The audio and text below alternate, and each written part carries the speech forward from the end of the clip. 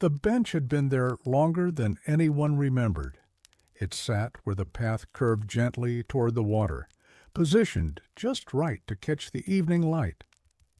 The paint had worn thin, the wood smooth from years of quiet use. There was no plaque, no dedication, just a bench that faced the water. People didn't sit there for long, not usually.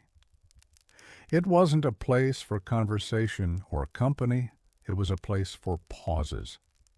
Elena discovered it during a season when pauses felt rare. Her days were full in a way that left little room for thought. Tasks stacked neatly into hours, hours into weeks. Even rest felt scheduled, purposeful, managed. One evening, on a walk meant only to clear her head, she noticed the bench. The water beyond it moved slowly, reflecting the sky in fragments. The light was fading, but not yet gone. Elena sat without thinking much about it. The bench was colder than she expected. She stayed anyway. For a while nothing happened, no revelation, no sudden calm, just the sound of water and the distant movement of the world continuing without her input. Gradually her shoulders lowered. She returned the next evening, and the next. Sometimes she stayed for minutes, sometimes longer. She never brought anything with her, no phone, no book, just herself and the water.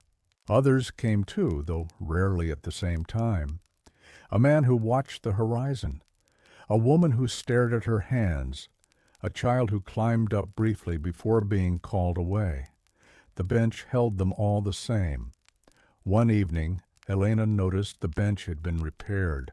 A loose board tightened, a small crack filled. Someone had cared for it quietly.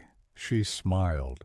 The seasons shifted, leaves fell, the water darkened earlier. Still, the bench remained. On nights when Elena felt unsure, she went there. On nights when she felt steady, she went there too. The bench didn't require a reason.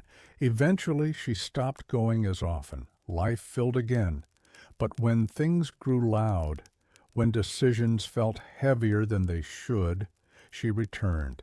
The bench always faced the water always moved. And sitting there, Eleanor remembered that stillness didn't mean stopping.